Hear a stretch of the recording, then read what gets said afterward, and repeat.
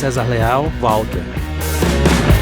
Neste programa vamos ter um bate-papo com JP Martins.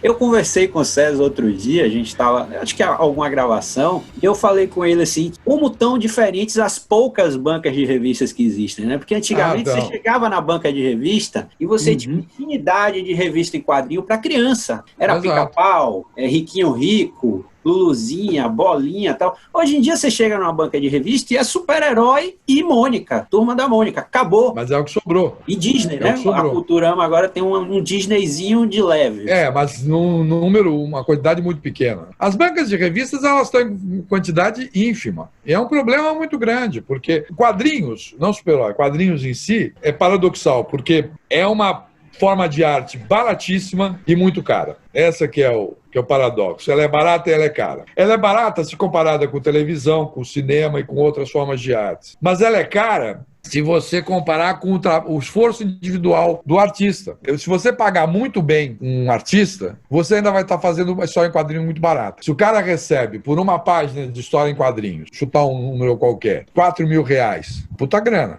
o artista. Porque ele vai fazer 20, não sei o que, é uma grana respeitável. Mas no conjunto da obra, para a empresa, para a forma de arte é muito pouco, porque se você multiplicar isso pelo número de páginas, vai ser uma fração infinitesimal do custo de um filme, o mais vagabundo e barato possível. Só que para o cara poder ficar com o pé preso na prancheta desenhando das 8 até as 8, que é o tempo que leva para fazer uma página, ele tem que receber bem para ele. Mas ele só pode receber bem para ele se esse gibi vender muito bem. Não pode vender 1.500 exemplares. Porque vendendo 1.500 exemplares, eu não pago nem o custo, o mínimo necessário para o cara cogitar fazer uma história em quadrinho. Então, é um problemão, porque as histórias em quadrinhos, elas precisam de muito público. E elas estão cada vez com menos público. E aí, o que acontece? Num mundo ideal, você vai ter muita revista em quadrinho em banca, vendendo muito, muitos leitores consumindo esses gibis de banca, muitos leitores novos surgindo, e quando você tem muitos leitores consumindo os gibis de banca, que são esses mais ligeiros, mais rápidos, menos pretensiosos, sobra, com mais de 18 anos, um monte de leitores que ainda gostam de história em quadrinhos, entendeu?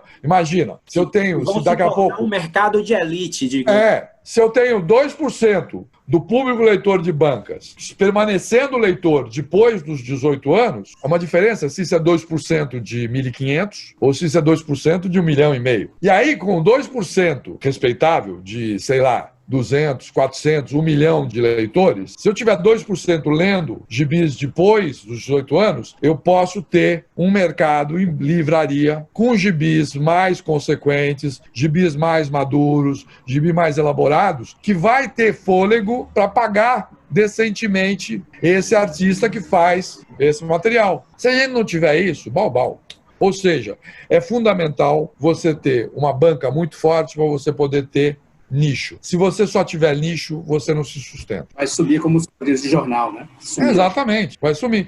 O que você tem hoje em dia? Hoje em dia nós estamos numa situação tão esquisita no Brasil, porque nunca se produziu tanto quadrinho, nunca se produziu tanto quadrinho bom como nos últimos 10 anos e nunca se vendeu tão pouco quadrinho. Ou seja, é um mercado que está vivendo às custas do amor. Porque quem está fazendo o gibi hoje em dia e está vendendo em livrarias, a maior parte dos caras, está fazendo isso porque adora, é apaixonado pelo gênero. Faz o gibi dele a custo perdido. E ele se empenha. Ele mesmo é quem sai para vender o próprio gibi. Ele é o artista, ele é o editor, ele é o revisor, ele é a gráfica e ele é o distribuidor. Isso é uma coisa assim que só funciona com muito amor. E a gente sabe que amor não dura, né? Então eu tenho muita preocupação com o futuro dos quadrinhos. E super-herói era uma coisa muito legal para manter os quadrinhos, porque você tinha gibis Disney e Mônica segurando os leitores até fazer 10 anos, e aí a partir dos 10 anos você tinha super-herói que jogava o leitor então para coisas um pouco mais interessantes, Chiclete com Banana quando ele tinha já 16, 17 anos e assim por diante, entendeu? Moebius quando ele tinha 25 e assim por diante. Mas hoje em dia você perdeu o público pequeno e você perdeu o público adolescente, e aí o mercado está querendo sobreviver às custas de cara com 25, 30, 40, 40, 50, 60 anos, como eu. Isso é preocupante. E fazendo esses gibis pretensamente adultos, viu, super-heróis. Esse retrato do que está acontecendo, pelo andar da carruagem, fatalmente vai acontecer um colapso, mais cedo ou mais tarde, né? Eu acredito que só não aconteceu o colapso até agora porque o cinema descobriu os quadrinhos. Porque acontece o seguinte, quando você pede um papel higiênico para limpar o bumbum em Hollywood, você já morre com $1.200.000. Aquele papel higiênico, o que seja. Ou seja, quando você pede para alguém criar uma ideia, só para o cara começar a pensar, você já morre com $100.000. Só para ele dizer, para ele preparar uma lauda a respeito do que você pediu. Agora, com o gibi de super-herói, você tem uma infinidade de properties nos últimos 80 anos, baratinhos, à disposição e prontos para serem usados. Então, quer dizer, você tem uma economia tremenda. Então, Hollywood, o cinema americano, foi lá e chupinhou e manteve. Não é à toa que a DC Comics faz parte da Time Warner. E a Marvel, ela só escapou de falências quando ela vendeu properties dela para grandes estúdios.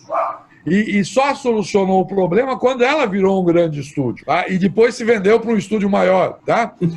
Então, aí com isso, o que você faz? O gibizinho americano pode vender 50.000 exemplares, 100.000 exemplares, que é a porcaria que vende. Um gibi do Batman, um gibi do Super-Homem, um gibi do Homem-Aranha nos Estados Unidos, vende essa nhaca, 100.000. Quando estoura a boca do balão, vendeu 150.000 exemplares. O gibizinho comum do Super-Homem mais mequetrefe, esse que não tem a grife e o status de um Batman, um Super-Homem, um X-Men, esse vende 25.000 lá nos Estados Unidos. Porque não tem cabimento. Não tem cabimento. Um gibi vender 25.000, 50.000, 100.000, 150.000 num país onde tem 310 milhões de pessoas. Ou seja, é um mercado... Não vendeu nada, entendeu? Que só tem uma distribuidora, que é a Diamond. E por que está funcionando isso? Porque está tendo sobrevida, porque está sendo bancado por esses estúdios que colocam um dinheirinho de nada, com isso consegue pagar bem vários autores, mas é um dinheirinho de nada comparado com os outros gastos, com o papel higiênico que eu falei que eles gastariam $1.200.000, é um dinheirinho de nada, eles botam esse dinheirinho de nada e eles têm um retorno fabuloso. Mas uma hora isso também vai acabar. Tem um retorno de material que eles podem transformar em filme sem o custo da produção. Sem o custo da preparação, do desenvolvimento e assim por diante. Bom, a gente já sabe disso. Já agora, vem até com storyboard. Exato, e no storyboard. Você vê, por exemplo, essa série de zumbis. É terrível hoje, hein? Tá vendo que é mal fazer Walking Dead? Walking Dead. Walking Dead é um storyboard pronto. Eles não deram nem trabalho de inventar uma coisinha ou outra. Eles foram colocando na sequência, quase. Tem modificações, é óbvio. Mas, pelo amor de Deus. Mas isso vai desaparecer.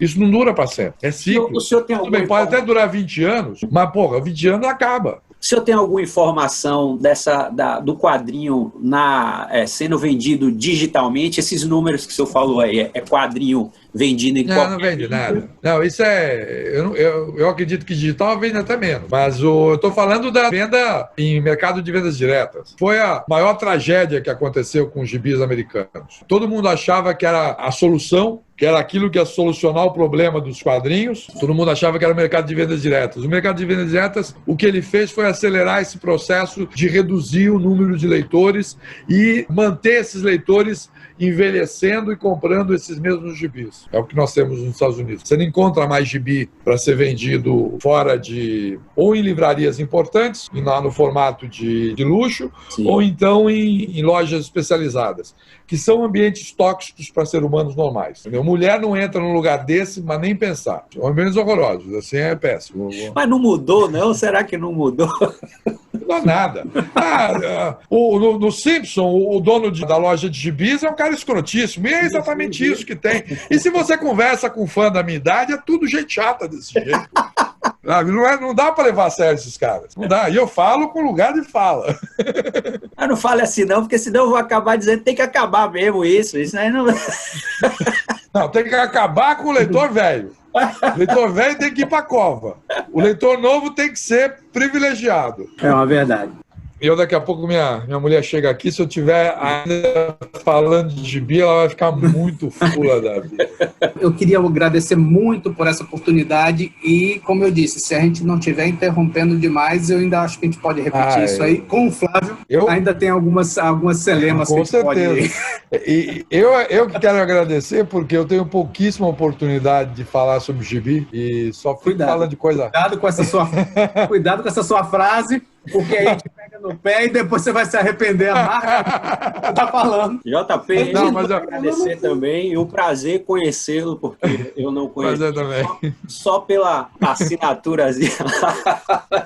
Não é pela pichação no muro, o JP esteve no muro da cidade de Nova York. O personagem de quinta categoria lá, o protagonista, o figurante. O capanga número 10 do Rei do Crime. JP, muito obrigado pela presença. Obrigadão, cara. Foi ótimo. A gente só tem a agradecer. Até a próxima. Até a próxima. Tchau. Obrigado.